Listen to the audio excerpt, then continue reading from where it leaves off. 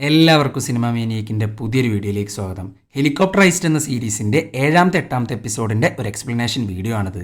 അതായത് second last എപ്പിസോഡും ഒരുമിച്ചാണ് ഇപ്പോൾ ഇടാൻ പോകുന്നത്. 7ാമത്തെ എപ്പിസോഡ് ഇട്ടിട്ട് പിന്നെ 8ാമത്തെ എപ്പിസോഡ് വേറെ ഇടാൻ അങ്ങനത്തെ പരിപാടികളൊന്നുമില്ല. 7th 8th കൂടിയിട്ട് ഒരുമിച്ചിട്ടാണ് ഇടുന്നത്. അതായത് ഈ ഒരു വീഡിയോയിൽ തന്നെ 7th 8th പറയുന്നുണ്ട്. ചുരുക്കി പറഞ്ഞാൽ ഈ ഒരൊറ്റ വീഡിയോയുടെ കൂടെ നമ്മളുടെ എൻ്റെയർ സീരീസ് അവസാനിക്കും. അപ്പോൾ ഞാൻ കൂടുതൽ പറഞ്ഞ് ലേഗാക്കുന്നില്ല, നേരെ നമുക്ക് സീരീസിലേക്ക് കടക്കാം.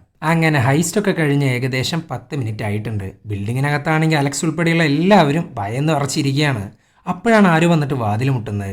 വാതിൽ മുട്ടുന്നവർ പോലീസാണ്, അതാണ് ഇതാണെന്നൊക്കെയാണ് പറയുന്നത്. പക്ഷെ ഇവർക്കാണെങ്കിൽ ഭയങ്കര പേടി ഇത് തുറക്കാനായിട്ട്. അങ്ങനെ ഡോറിനപ്പുറത്തുള്ളവർ ഡോർ അങ്ങ് തുറന്നു. പക്ഷെ പേടിക്കാനൊന്നുമില്ല, പോലീസ് തന്നെയാണ്. അതും അങ്ങനെ ചുമ്മാ പോലീസല്ല, ടാസ്ക് ഫോഴ്സ് ആണ് വന്നിരിക്കുന്നത്. ഇതേ സമയം നമ്മളുടെ പിള്ളേരാണെങ്കിൽ ഒരു വിധത്തിൽ ഉള്ള ഫ്യൂവലും വെച്ച് സോറിൻ്റെ അടുത്ത് എത്തിയിട്ടുണ്ട്. എന്തോ ഭാഗ്യത്തിന് എത്തിയെന്ന് വേണം പറയാൻ. അങ്ങനെ ക്യാഷ് അൺലോഡ് ചെയ്യുന്നു, പുറത്ത് കിടക്കുന്നു. അതുമാത്രമല്ല, ഹെലികോപ്റ്ററിനകത്തെ ഫ്യൂവല് നിറക്കുന്നുണ്ട്. ഇനി ഹെലികോപ്റ്റർ നശിപ്പിക്കാനായിട്ട് വേറൊരു സ്ഥലത്തോട്ട് കൊണ്ടുപോകണം. അവിടെ ആക്സിലിനായിട്ട് 2 ബോട്ടുകൾ വെയിറ്റ് ചെയ്തിരിക്കുന്നുണ്ടാവും. അവരുടെ കയ്യിൽ ഹെലികോപ്റ്റർ കൊടുക്കുക, എന്നിട്ട് ഒരു ബോട്ടിൽ കയറി ആക്സിൽ രക്ഷപ്പെടുക. ഇതാണ് പ്ലാൻ. അങ്ങനെ അതിനായിട്ട് പോകുന്നുണ്ട് ആക്സിൽ. അങ്ങനെ ലൊക്കേഷനിലെത്തി. അപ്പോഴാണ് ഞെട്ടിക്കുന്നൊരു കാഴ്ച അവൻ അങ്ങ് കാണുന്നത്. 2 ബോട്ടിലെ ആൾക്കാർ കൂടാണ്ട് വേറെ ആരൊക്കെയോ വരുന്നുണ്ട് അങ്ങോട്ട്. ഇതൊക്കെ കണ്ട് പേടിച്ചിരിക്കുകയാണ് ആക്സിൽ. ഓൾറെഡി പുള്ളിക്കാരനാണെങ്കിൽ ഒടുക്കത്ത പേടിയാ.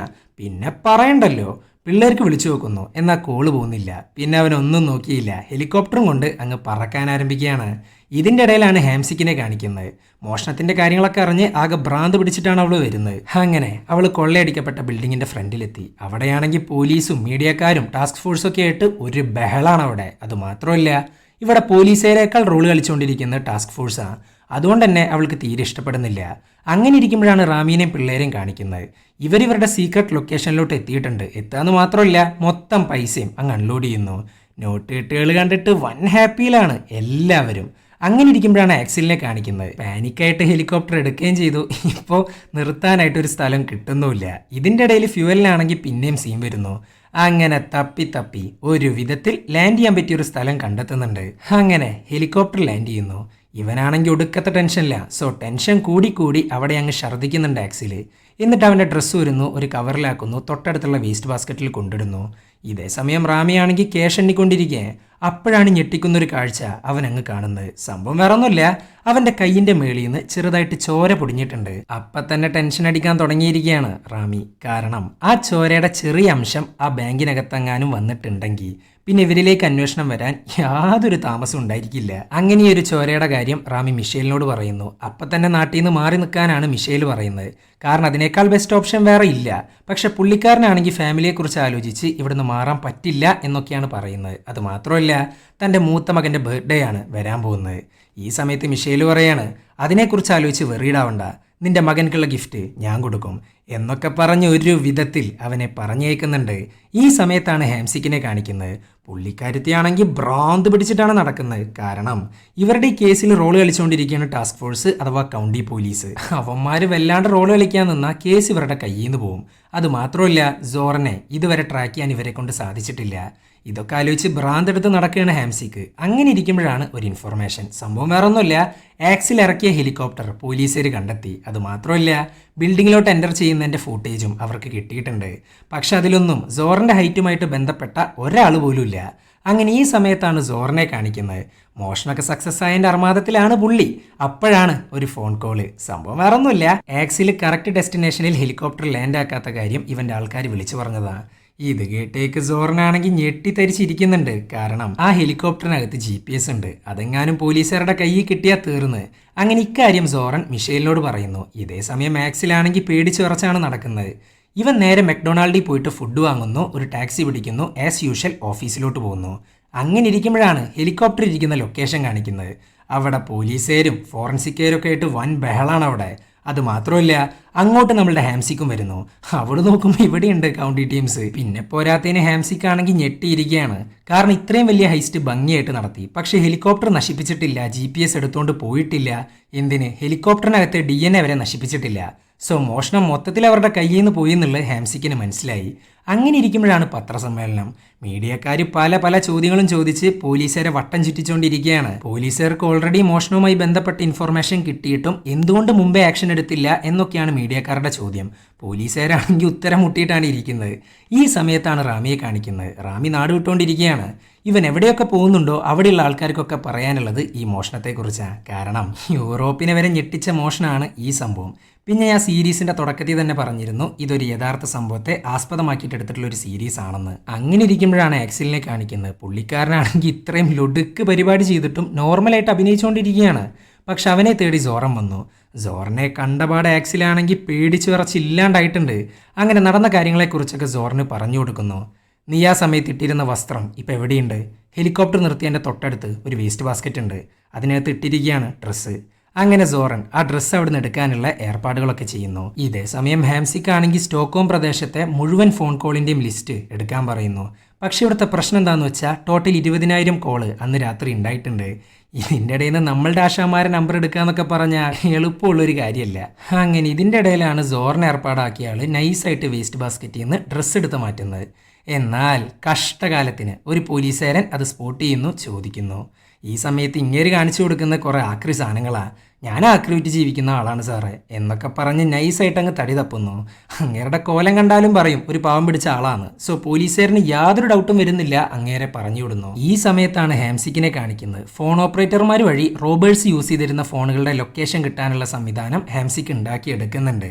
അതുമാത്രമല്ല നാട്ടിലുള്ള സകലമാന കള്ളന്മാരുടെ ഡീറ്റെയിൽസ് എടുക്കുന്നു. അതും പൈലറ്റ് ലൈസൻസ് ഉള്ളവരുടെ അടക്കം ലിസ്റ്റ് എടുക്കുന്നുണ്ട്.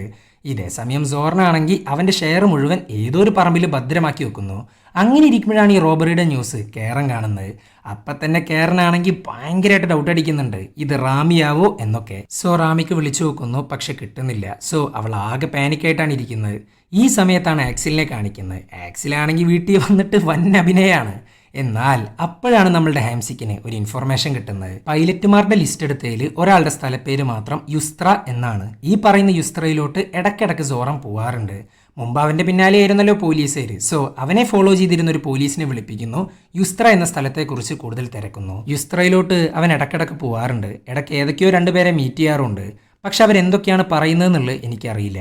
ഒരു ദിവസം യുസ്ത്രയിൽ ഇവൻ മീറ്റ് ചെയ്തയാളുടെ കാർ നമ്പർ ഞാൻ നോട്ട് ചെയ്തു. നോക്കുമ്പോൾ യുസ്ത്രയിലുള്ള ഏതൊരു സ്ത്രീയുടെ കാറാണത്. ആ സ്ത്രീയുടെ ലാസ്റ്റ് നെയിം ബ്രോബർഗ് എന്നാണ്.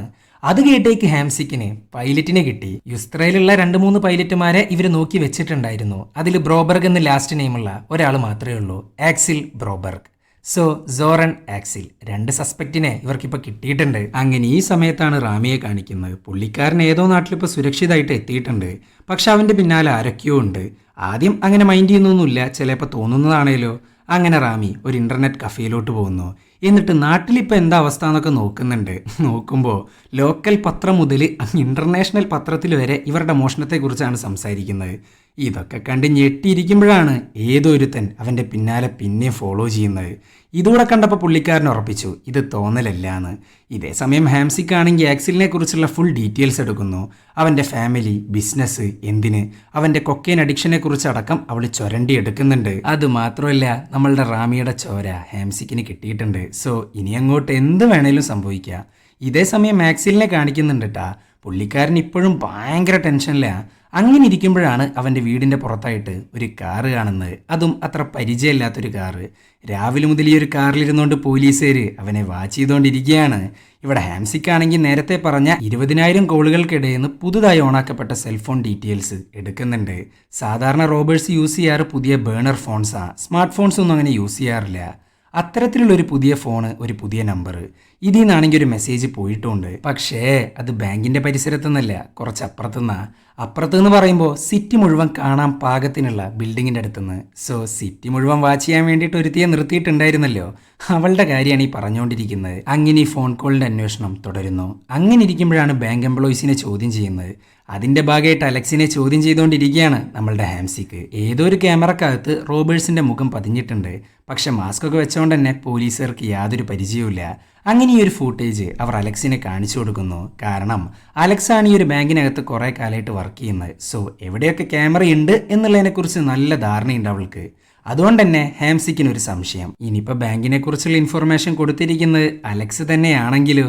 അങ്ങനെ അലക്സിന് ഈ ഒരു ഫൂട്ടേജ് കാണിച്ചു കൊടുക്കുന്നു. ഫൂട്ടേജിനകത്തെ കണ്ണുകൾ കണ്ടിട്ട് അവൾക്ക് മിഷേലിനെയാണ് ഓർമ്മ വരുന്നത്. പക്ഷെ അതൊന്നും ഇവിടെ പറയാൻ പറ്റില്ലല്ലോ. അങ്ങനെ ഹാംസിക്ക് ഹെലികോപ്റ്ററിനെ കേന്ദ്രീകരിച്ച് അന്വേഷണം നടത്തുന്നു. അപ്പോഴാണ് ഒരു ഇൻഫോർമേഷൻ. നമ്മളുടെ ആക്സിലിനോട് പിള്ളേർ ലാൻഡ് ചെയ്യാൻ പറഞ്ഞൊരു സ്ഥലമുണ്ടല്ലോ, അവിടെ ആക്സിലെ ഹെലികോപ്റ്റർ ഇറക്കി. പക്ഷെ അപ്പം തന്നെ പേടിച്ചിട്ട് അവിടുന്ന് പോവുകയും ചെയ്തു. സോ ഹെലികോപ്റ്റർ ഇപ്പം ഇരിക്കുന്ന ലൊക്കേഷന് മുമ്പ് അങ്ങോട്ട് ചെന്നിട്ടുണ്ട്.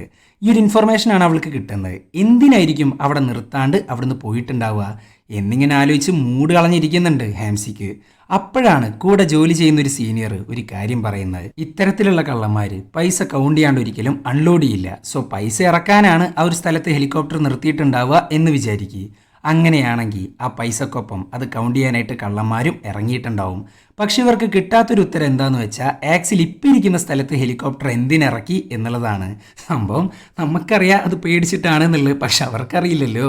അങ്ങനെ ഹാംസിക്ക് ഹെലികോപ്റ്റർ ഡംപ് ചെയ്തതിൻ്റെ തൊട്ടടുത്തുള്ള ടാക്സിക്കാർ, കടക്കാർ ഇവരെയൊക്കെ ചോദ്യം ചെയ്യാൻ പറയുന്നു. അങ്ങനെ ഇരിക്കുമ്പോഴാണ് റാമിയെ കാണിക്കുന്നത്. അവൻ എവിടെ പോയാലും ആരൊക്കെയോ അവൻ്റെ പിന്നാലെയുണ്ട്. ആ ഒരു പോയിന്റിൽ വെച്ചാണ് സീരീസിൻ്റെ ഫസ്റ്റ് സീന് നമ്മളങ്ങ് കാണാൻ പോകുന്നത്. അതായത് ഫസ്റ്റ് എപ്പിസോഡിൻ്റെ ഓപ്പണിംഗ് സീനിൽ ആരൊക്കെയോ റാമിയെ ഫോളോ ചെയ്യുന്ന കാര്യങ്ങളൊക്കെ നമ്മൾ പറഞ്ഞിരുന്നു. ആ ഒരു സീനാണ് ഇപ്പം നടക്കുന്നത്. അങ്ങനെ റാമി റൂമിലോട്ട് വരുന്നു. അവൻ്റെ വൈഫിനൊരു കത്ത് തയ്യാറാക്കുന്നു. എല്ലാ തെറ്റുകളും ഏറ്റു പറഞ്ഞുകൊണ്ടുള്ള ഒരു കത്ത്. കാരണം പുള്ളിക്കാരന് മനസ്സിലായി ഇനി ഒളിച്ചോടാൻ പറ്റില്ല എന്ന്. ഇതേ സമയം ഹാംസിക്കിനാണെങ്കിൽ ഹെലികോപ്റ്റർ ഡംപ് ചെയ്തതിൻ്റെ തൊട്ടടുത്തുള്ള ടാക്സിക്കാരൻ്റെ നിന്ന് ഒരു ഇൻഫർമേഷൻ കിട്ടുന്നു. ഒരാൾ പാനിക്കായിട്ട് ടാക്സി കയറി, അതും മെക്ഡൊണാൾഡിൻ്റെ തൊട്ടടുത്ത്. ഇത് കേട്ടേക്ക് നേരെ അങ്ങോട്ട് പോവുകയാണ്. എന്നിട്ട് ക്യാമറ ഫുട്ടേജൊക്കെ നോക്കുന്നുണ്ട്. നോക്കുമ്പോൾ അതിലുണ്ട് ബ്രേക്ക്ഫാസ്റ്റ് വാങ്ങി ടാക്സിയിലോട്ട് പോകുന്ന ആക്സില്. ഹെലികോപ്റ്റർ ഡംപ് ചെയ്ത സ്ഥലത്തിൻ്റെ തൊട്ടടുത്തുള്ള മെക്ഡൊണാൾഡിൽ ഇവൻ കയറണമെന്നുണ്ടെങ്കിൽ അതിലെന്തോ ഉടായ്പുണ്ട്. അങ്ങനെ ഇരിക്കുമ്പോഴാണ് ആക്സിലിനെ കാണിക്കുന്നത്. റാമിയുടെ സെയിം അവസ്ഥ തന്നെയാണ് പുള്ളിക്കാരനും. ആക്സിൽ എവിടെ പോയാലും അവനെ ഫോളോ ചെയ്ത് പോലീസുകാരുണ്ട്. അങ്ങനെ ഈ സമയത്താണ് ഹാംസിക്കിനെ കാണിക്കുന്നത്. പുള്ളിക്കാരത്തിക്ക് ബ്ലഡ് റിസൾട്ട് കിട്ടിയിട്ടുണ്ട്. സോ റാമി എന്ന പേരും അവർക്ക് കിട്ടി. അതുമാത്രമല്ല, ഇവർ ബാങ്കിൽ വെച്ച് പൊട്ടിച്ച എക്സ്പ്ലോസീവ്സിൻ്റെ മേളിൽ നിന്ന് ഒരു DNA കിട്ടിയിട്ടുണ്ട്. എക്സ്പ്ലോസീവ്സിൻ്റെ മേളിൽ നിന്നൊക്കെ DNA കിട്ടണമെന്നുണ്ടെങ്കിൽ അതാരാന്ന് ഞാൻ പറയണ്ടല്ലോ. അതെ, നിക്ക് തന്നെ. അങ്ങനെ റാമിയെക്കുറിച്ച് കൂടുതൽ അന്വേഷിക്കുന്നുണ്ട് ഹാംസിക്ക്. അപ്പോൾ റാമി രാജ്യം വിട്ടു എന്നുള്ളത് അവർക്ക് മനസ്സിലായി. പക്ഷെ ഹാംസിക്കിന് റാമി പോയ രാജ്യത്തു നിന്നൊരു ഇൻഫർമേഷൻ കിട്ടിയിട്ടുണ്ട്. റാമി പണ്ടൊരു കള്ളനായോണ്ട് തന്നെ അവൻ മറ്റൊരു രാജ്യത്തോട്ട് പോയാൽ ഫ്ലാഗ് ചെയ്യപ്പെടും. അവൻ എന്തേലും ഡീലിനാണോ വന്നിരിക്കുന്നത്, അല്ലെങ്കിൽ വല്ല കണ്ണന്തിരിവ് ഒപ്പിക്കാനാണോ വന്നിരിക്കുന്നത് എന്നൊക്കെ നിരീക്ഷിക്കും ആ രാജ്യത്തുള്ളവർ. പക്ഷെ അവർ പറയുന്നത് എന്താണെന്ന് വെച്ചാൽ ഞങ്ങൾക്ക് പുറമെ വേറെ ആരൊക്കെയോ റാമിയെ ഫോളോ ചെയ്യുന്നുണ്ട്. അതും നല്ല ലോ ക്ലാസ് ക്രിമിനൽസ്, മിക്കവാറും കടം കൊടുത്തവരായിരിക്കും. ഈ സമയത്താണ് ഹാംസിക്കും ടീമും കൂടെ ഇവരുടെ കയ്യിലെ ഏറ്റവും പുതിയ ഫോൺ ടെക്നോളജി കൊണ്ട് ആ പ്രദേശത്ത് റോബറിക്ക് വേണ്ടി ഉപയോഗിച്ച ഫോണുകളെല്ലാം കണ്ടെത്തുന്നത്. അതുമാത്രമല്ല, ആക്സിൽ അവൻ്റെ വൈഫിന് അയച്ചൊരു മെസ്സേജ് ഉണ്ട് ഹൈസ്റ്റ് സമയത്ത്.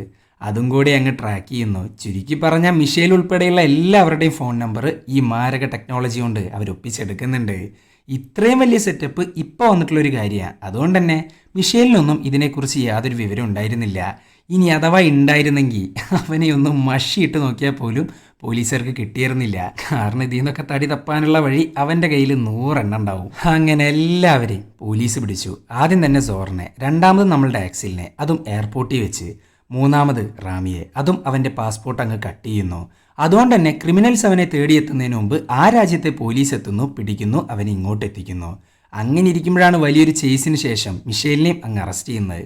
മിഷേലിനെ മാത്രമല്ല, നിക്കിനെയും. പക്ഷെ ഇവർക്കാർക്കും അധികം ശിക്ഷയൊന്നും കിട്ടുന്നില്ല. കാരണം ബാങ്കിനകത്തൊന്നും ഇവരുടെ പ്രസൻസ് ഉണ്ട് എന്നുള്ളതിന് തെളിവൊന്നുമില്ല. പക്ഷെ നമ്മളുടെ റാമിയുടെ കേസ് അങ്ങനെയായിരുന്നില്ല. അവൻ്റെ DNA പോലീസുകാർക്ക് കിട്ടിയോണ്ട് തന്നെ വർഷങ്ങളാണ് കോടതി അവൻക്ക് ശിക്ഷ വിധിക്കുന്നത്. അതുമാത്രമല്ല, തൻ്റെ കൂടെയുള്ള സുഹൃത്തുക്കളെ അവൻ ഇതുവരെ ഒറ്റിക്കൊടുത്തിട്ടില്ല. അങ്ങനെ വർഷങ്ങൾ കടന്നുപോയി. റാമി സ്റ്റിൽ ജയിലിനകത്താണ്. അവൻ്റെ മക്കളാണെങ്കിൽ വളർന്ന് വലുതായി. കേരനാണേലോ വേറെ ഏതോ ചെങ്ങായിനെയും കെട്ടിയിട്ട് സുഖമായിട്ട് ജീവിക്കുന്നു. ചുരുക്കി പറഞ്ഞ റാമിയുടെ ജീവിതം പോയി. ഈ സമയത്താണ് മിഷേലിനെ കാണിക്കുന്നത്. അവൻ്റെ ദേഹത്ത് മുഴുവൻ ഹെലികോപ്റ്ററിൻ്റെ ടാറ്റു അടിച്ചുകൊണ്ടിരിക്കുകയാണ്. എന്താലേ, ഈ ഒരു സീൻ കാണിച്ചുകൊണ്ടാണ് ഈ സീരീസ് അങ്ങ് അവസാനിക്കുന്നത്. പണ്ട് കാലത്തും അതെ, ഇപ്പോഴും അതെ, റാമിയാണ് എന്നും ഇരയാവുന്നത്. മിഷേൽ അതിവിദഗ്ധമായി രക്ഷപ്പെടും. പിന്നെ മറ്റൊരു കാര്യം, പോലീസുകാർക്ക് ഇന്നേ വരെ ഇവർ കൊള്ളയടിച്ച തുക കണ്ടുപിടിക്കാൻ സാധിച്ചിട്ടില്ല. അതുമാത്രമല്ല, ഈ ഒരു എൻ്റയർ സീരീസ് യഥാർത്ഥത്തിൽ നടന്നൊരു സംഭവമാണ്. സ്വീഡൻ ഹിസ്റ്ററിയിലെ തന്നെ ഞെട്ടിച്ചൊരു സംഭവം. ഇത്രയും വലിയൊരു ഹൈസ്റ്റ് സ്വീഡൻ ഹിസ്റ്ററിയിൽ ഇതുവരെ ഉണ്ടായിട്ടില്ല. ഇതും കാണിച്ചുകൊണ്ടാണ് ഈ ഒരു എൻ്റയർ സീരീസ് അങ്ങ് അവസാനിക്കുന്നത്. അപ്പോൾ വീഡിയോ ഇഷ്ടപ്പെട്ടാൽ ലൈക്ക് ചെയ്യുക. കൂടുതൽ വീഡിയോകൾക്കായി ചാനൽ സബ്സ്ക്രൈബ് ചെയ്യുക.